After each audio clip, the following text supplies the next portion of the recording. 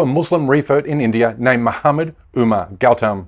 He converted to Islam in 1984 after a fellow student at his university introduced him to the Quran.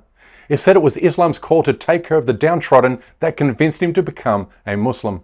24 years later, in 2008, Umar set up the Islamic Dawah Center, a charitable institution to distribute food and blankets to the homeless, a service he provided for a dozen years until Muslims became the subject of discrimination and violence under the rule of Narendra Modi's party, the BJP.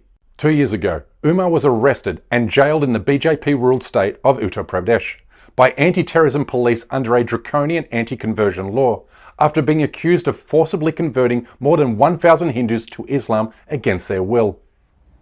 The anti-terror squad of the Uttar Pradesh police has arrested 2 clerics and claimed an international conversion racket has been busted. Police insist foreign funds, including from Pakistan's ISI, was being funneled into the country to convert speech and hearing impaired children and vulnerable women to Islam. But it was under this bogus pretext that Hindu authorities arrested his son 2 months later on the same trumped-up charges.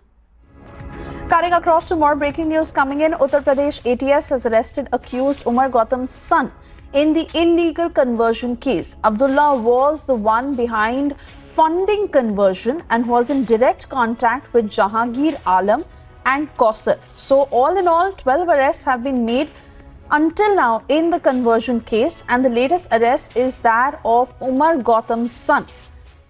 Now here's the thing.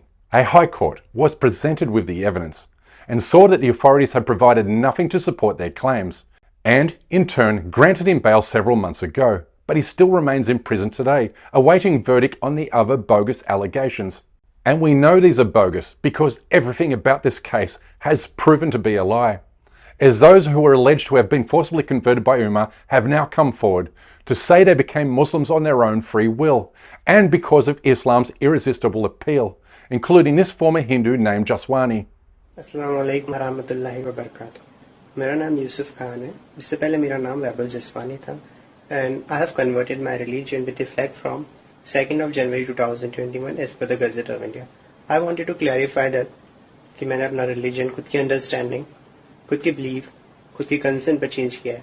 And no one has pressurized me, as well as किसी ने मुझे threat नहीं दिया to accept the religion of Islam. And also, I was not lured by any third party to accept the religion of Islam. Despite these eyewitness testimonials, Umar remains in prison, prompting this heart-wrenching appeal from his daughter. On 26 June, Umar Gautam's daughter Fatima released a statement to the media saying, "My father, Mr. Muhammad Umar Gautam, has been arbitrarily arrested by the Uttar Pradesh ATS on false charges. He is a proud convert himself who lives the life of a law-abiding citizen of India. He has also not received any illegal foreign funding as alleged by certain sections of the media. Such allegations are completely baseless." He remains in jail because the Hindu nationalist regime wants to make an example of what will happen to Islamic leaders who welcome and encourage Hindus to embrace Islam. The government has even passed the controversial love jihad law to ban Hindu women from marrying Muslim men.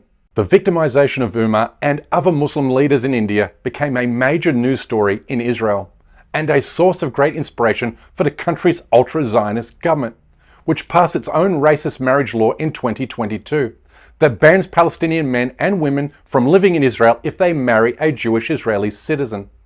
An Israeli judge who voted to uphold the law admitted it was racist, but said, quote, "Human rights are not a prescription for national suicide."